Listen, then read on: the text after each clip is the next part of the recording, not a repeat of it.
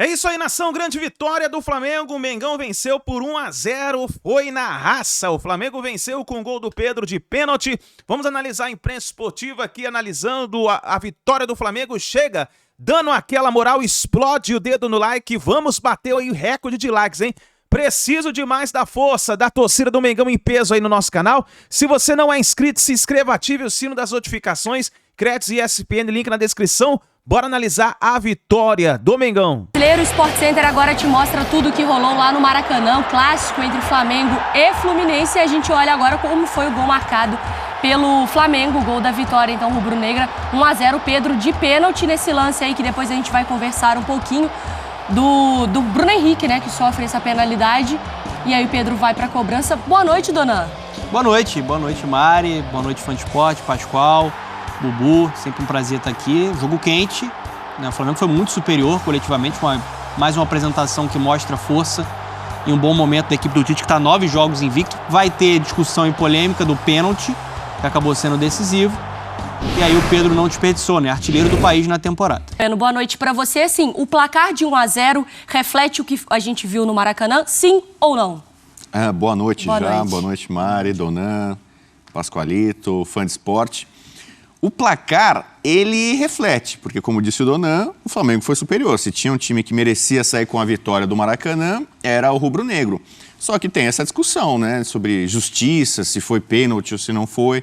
Se você ganha de 1-0 com um pênalti inexistente, aí já dá para discutir. Mas não dava para discutir se poderia ter sido 2, 3... Poderia ter sido muito mais, né? Se fosse o Lohan no primeiro tempo, por exemplo, um pouquinho mais eficiente, tivesse um pouquinho mais de pontaria, já no primeiro tempo, o Flamengo deveria ter ido para o intervalo com uma vantagem até significativa. O Fluminense também contribui, né? A gente está vendo aí a tradicional saidinha do Fluminense, levando os corações tricolores ali, né? A quase sair da boca. E então o Flamengo foi arrastando o jogo e não conseguia fazer o gol. O Fábio fez uma defesaça com o pé direito, insana, né? Então, quer dizer, por produção, por desempenho, resultado mais normal. Era o Fla-Flu dos extremos da tabela, né? O líder contra o lanterna. Então, a gente já imaginava que seria um domínio. Lembrando que o Flamengo continua nesse processo de Copa América muito desfalcado e ele só perdeu pontos para o Furacão, né?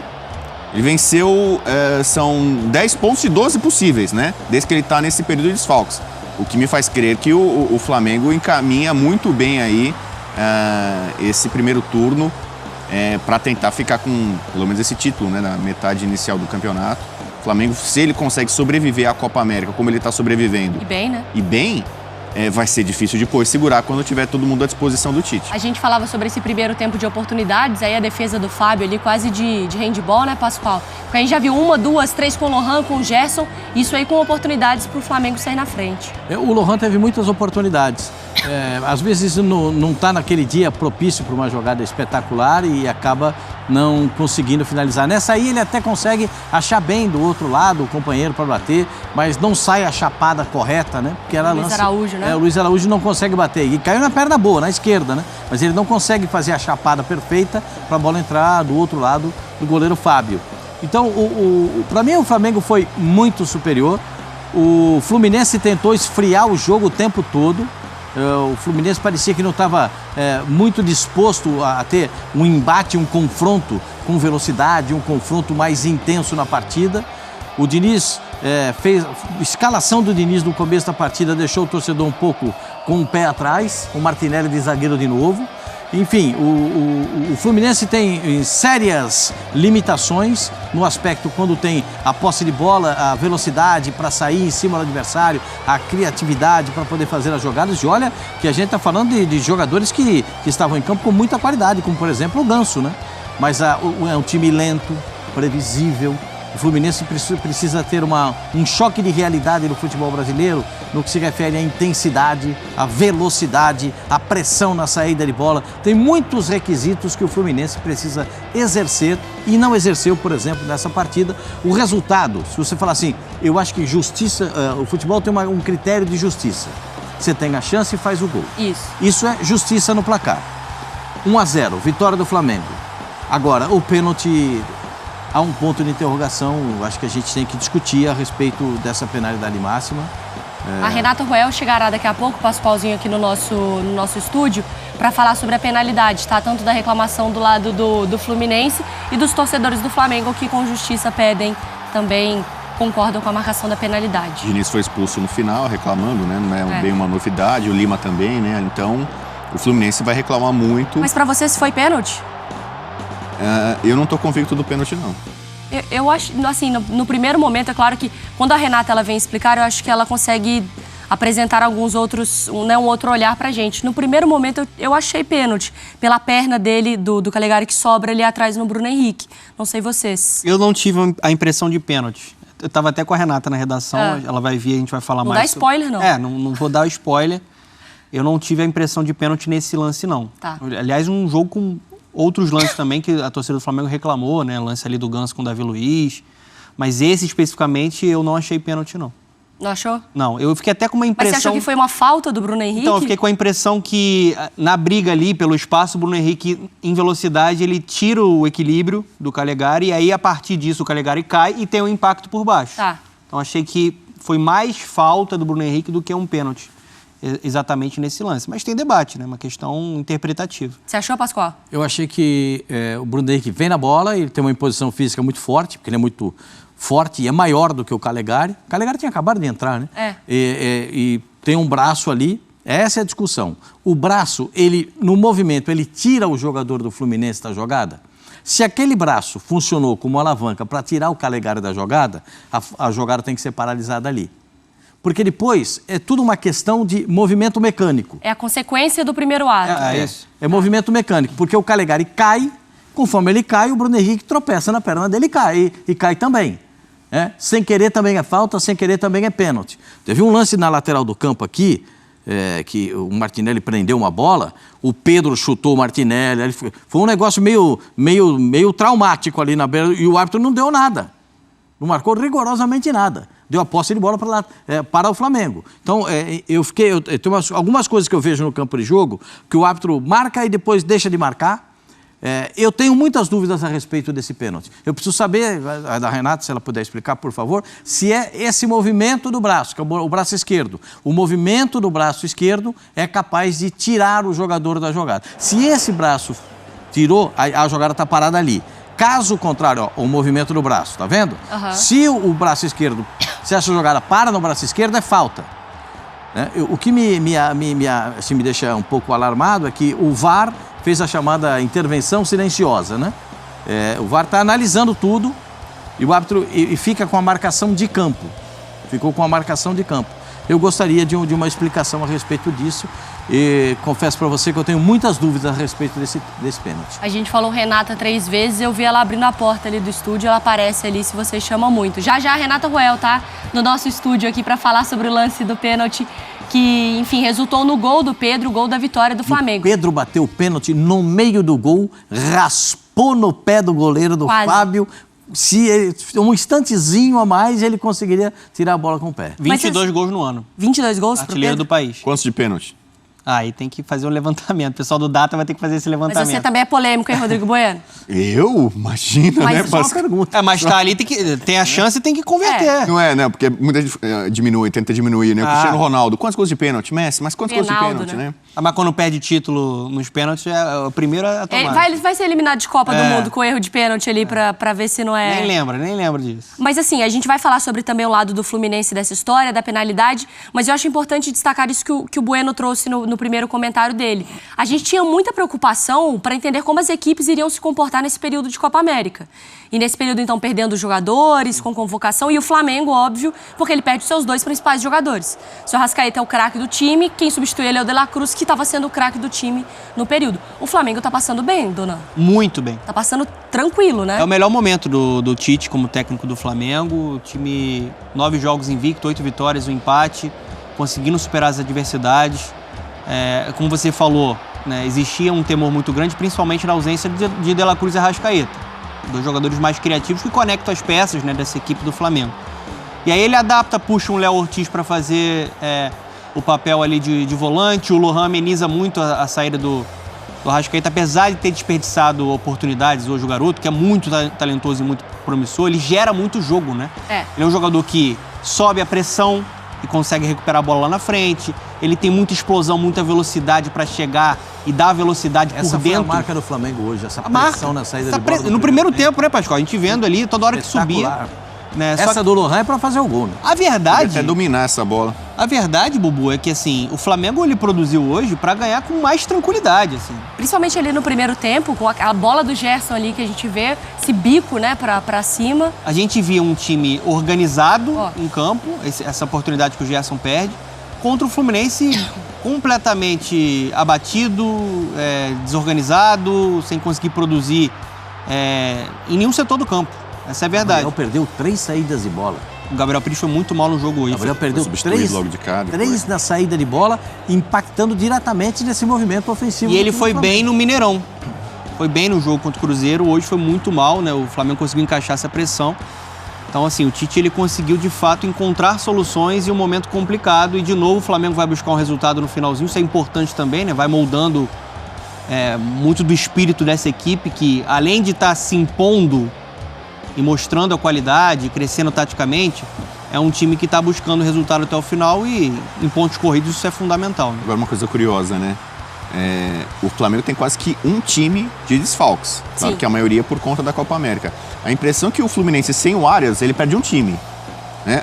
Um cara que sai, Arias... O André faz muita diferença. Também, né? E já estava ruim com o Arias, hein, Bubu? O Arias era um motor desse time, né? O cara que se movimenta, né? Chama o jogo. Já é isso, mas também já não estava sendo a solução, né? Não estava conseguindo os resultados mesmo com ele, né? Ele estava sobrecarregado. Nesse ano o Fluminense teve um momento ali, um lampejo no começo do ano bom, que foi na conquista da Recopa, né? Até se superou no final para ganhar o título da LDU, mas foi um espasmo, né? Na maior parte desse ano de 2024, não é à toa que a torcida do Fluminense reclama e fez faixa, né? 2023 acabou, né?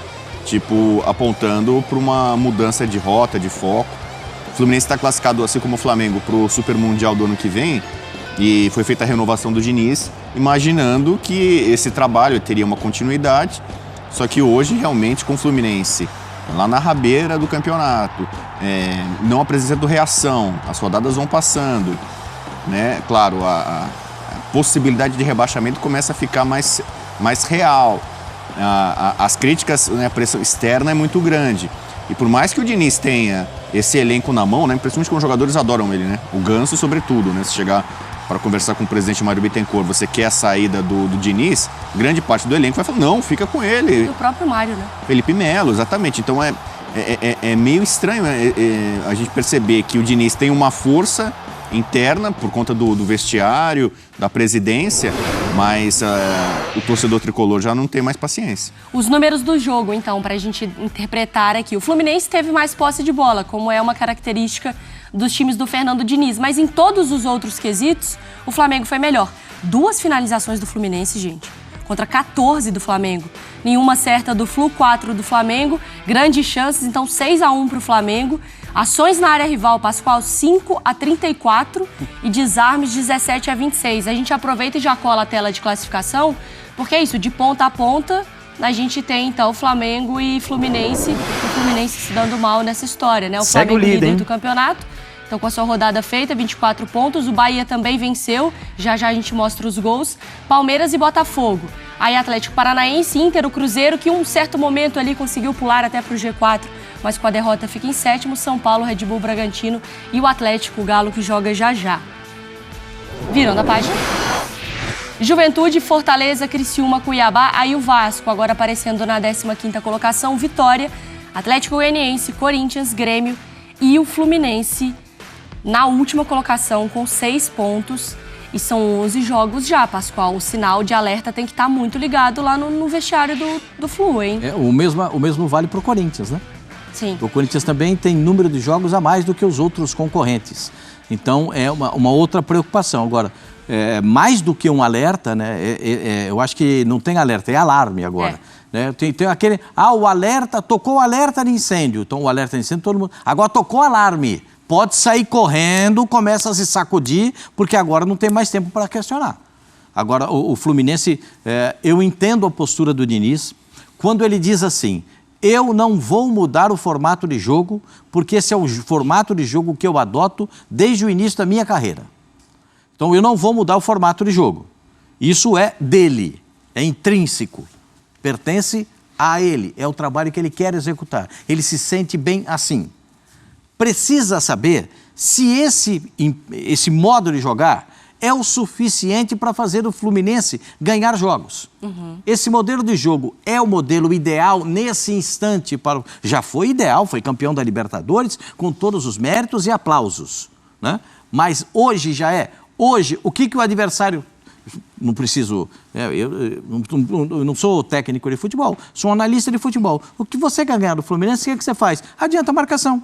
Que foi como o Corinthians, que a única vitória que o Corinthians tem na competição foi em cima do Fluminense, que marcou pressão lá na Neoquímica. Marcou a pressão e marcou individualmente as peças que o Ganso ia buscar a bola, tinha alguém correndo atrás do Ganso. Porque as peças que geram jogo para o Fluminense. Você marca as peças que geram jogo, marcam os marcáveis do Fluminense, Arias e Ganso. Se você marcar o Arias e o Ganso, a bola não vai sair, porque o André não está jogando.